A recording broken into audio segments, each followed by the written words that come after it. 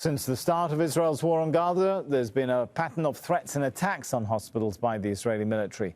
In the first 36 hours of the war, Israeli forces targeted multiple locations, including the Indonesian hospital, Nasser hospital, and the Al-Quds hospital, killing dozens of healthcare workers. By the end of November, 30 out of 36 hospitals in Gaza were hit by Israeli rockets, including Shifa, the largest hospital in Gaza. Only 6 hospitals currently remain functioning in Gaza, operating under very difficult conditions.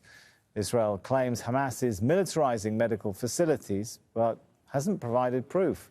International humanitarian law explicitly protects hospitals.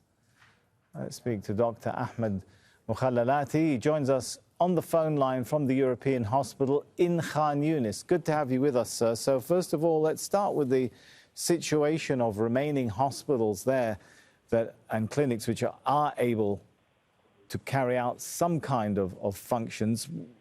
How are they treating people at this point? So thanks for calling us. The situation is really horrible, and the whole system is collapsed.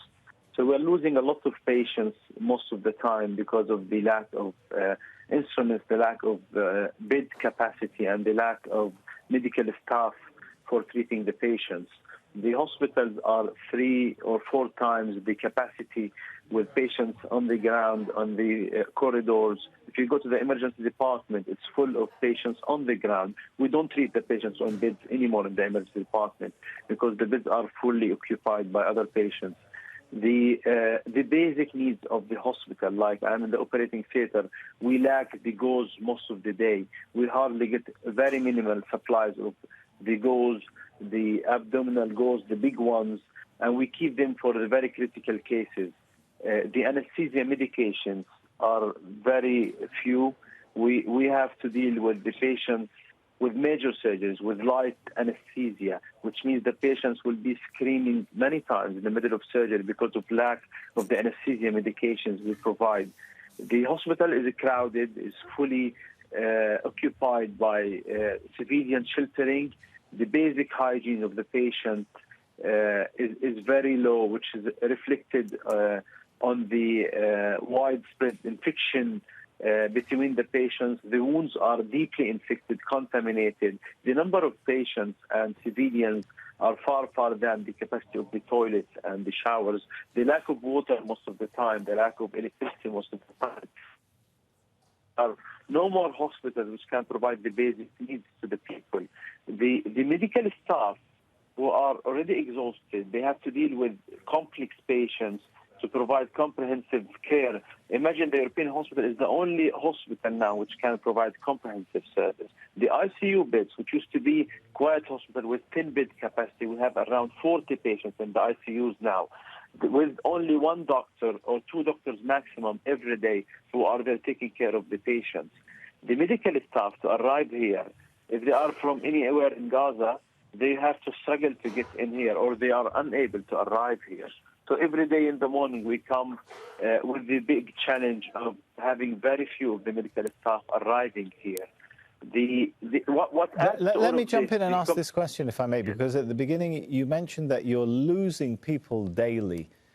Do you have any idea of how many people are dying daily simply because of a lack of aid coming in? Start with like 3 days ago when the attack happened on Rafah, you get a rush of patients, of like dozens and dozens of patients, and most of them, they will have no space to get in the critical room of the emergency. So we lose daily many patients because of the lack of the care provided, because of the overcrowdedness, because of the lack of the medical staff. So what happened, like we lost at least 3 patients in the emergency department because they arrived and we couldn't provide them with the service and care needed because of there was no space. Literally, they were still in the corridors waiting to get in the critical room, and the medical staff were hardly able to see half of the patients on time. I don't have numbers, but just we lose a lot of patients. And I remember I was called in the ICU to see a patient who was bleeding for 2-3 hours. And then I was really upset, and I said, listen, I am one nurse who has to take care of 6 patients, and I couldn't check the wound.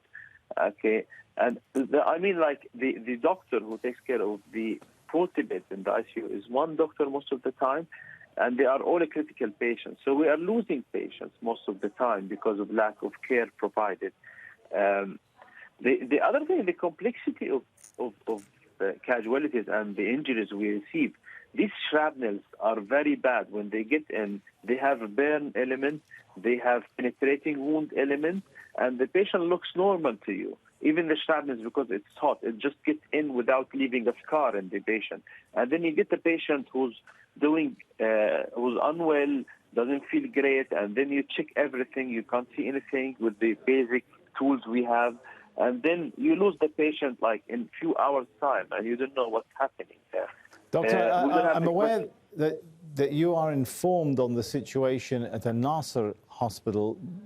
What can you share with us about what's happening to people who are being evacuated from there, particularly if they're sick people? Are they being transferred to other hospitals like where yours is? Is there any kind of system in place to help transfer safely patients or people who've taken refuge in hospitals so they're not bombed on the way or shot by snipers? What I know by my colleague who's there, the plastic surgeon, they told them it's a safe corridor to leave the hospital, but nothing prepared for the patients, like to be evacuated by ambulances or through, one of the international organizations. So the patients were not part of the deal. It was only the civilians. And then even the civilians were, some of them were arrested, and then they felt that it's totally unsafe, and some of the patients, the people preferred to go back to Nasser hospital, and then we lost the connection. So we have no information about it. But nothing was prepared or arranged for the patients to be evacuated, which is, again, the same what happened in Shifa hospital. So there was no way. They don't consider the patients that they have to be evacuated. These patients are bedridden. They can't move. They need a special kind of care to be evacuated, which is, again, was never considered in the evacuation at all. So the patients were not considered. They were not evacuated in a proper way. And we have no information, by the way, now, what's happening now. All right, thank you so much for sharing your insight into a very difficult situation there.